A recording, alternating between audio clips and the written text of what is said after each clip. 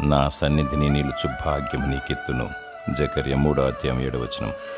దేవుని సన్నిధి మనకు పెన్నిది. ఆయన సన్నిధిలో సంతోషము, ఉల్లాసము, నిత్యానందము, ఆదరణ, ధైర్యముండును. నరుని హృదయము దేవుని హృదయం ఏకీభవించే కేంద్రము ఆయన సన్నిధి.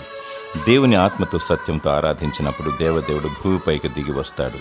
ఇశ్రాయేలు ప్రజలు ఐగుప్తు దేశంలో బానిసత్వంలో ఎట్టి చాకిరి చేస్తూ శ్రమిస్తూ జీవము గల దేవునికి వేదనతో మొరపెట్టారు.